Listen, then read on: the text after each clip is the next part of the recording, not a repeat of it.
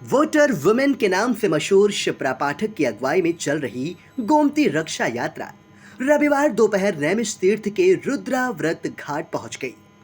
तीर्थ नगरी में वनगढ़ आश्रम महंत संतोष दास खाकी, पहला आश्रम महंत नारायण दास, चरण दास त्यागी और अंजनी दास समेत अनेक संत महंतों ने यात्रा का स्वागत कर इसे अनुकरणीय कार्य बताते हुए यात्रा के उद्देश्य की पूर्णता का आशीर्वाद दिया।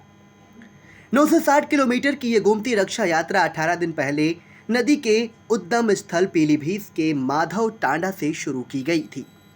रुद्राव्रत घाट पर विधि विधान से नदी पूजन किया गया। इस अवसर पर शिप्रा पाठक ने आई इंडिया को बताया। हर हर गोमती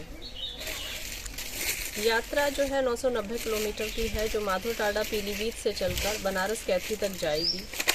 उद्देश्य बहुत स्पष्ट है, गोमती माँ की सेवा। क्योंकि जब हम कहते हैं कि हम उनके लिए कुछ कर रहे हैं तो ये दम्भ भरी बात है कि हम जगत जननी के लिए कुछ कर रहे हैं।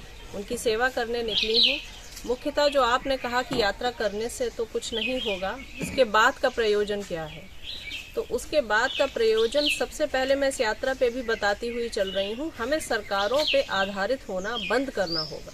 सरकारें अपना काम आप कटाक्ष करें या प्रलोभन दे या उनकी आलोचना करें या प्रशंसा करें, सरकार अपना काम अपनी गति से करती है। हम व्यक्तिगत काम करना प्रारंभ करेंगे।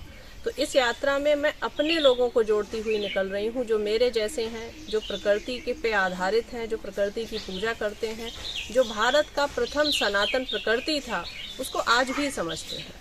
उससे एक व्यक्तिगत संगठन बनाकर, जो कि हमारा पंचतत्व है भी, उसमें उन्हें जोड़कर और उनके द्वारा हम पौधारोपण कराएंगे, घाटों घाटों स्वच्छता अभियान चलाएंगे। जहाँ भी ऐसे मंदिर हैं जो बंद पड़े हुए हैं, वहाँ पर कुछ पुजारी, कुछ महंतों को बिठाला जाएगा ताकि आरती प्रारंभ हो।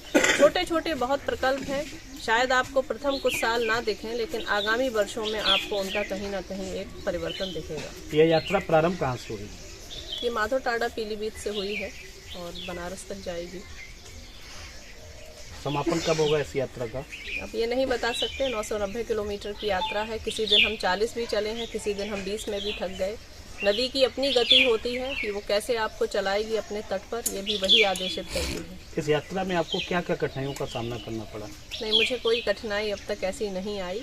अगर पैदल चलना आपको कठिनाई लगता होगा तो ये तो मैं मन से मान के ही चली हूँ कि पैदल चलना है। और बाकी आप देखिए, महंत जी यहाँ बैठे हैं, ऐसे बड़े बड़े लोग मार्गदर्शक बनकर जब यात्रा में आगे चल रहे हैं तो ऐसा लग रहा है कि नहीं, राम तत्व तो आगे चल रहा है, हम तो हनुमान जी की तरह कार्य करते हुए चल रहे हैं।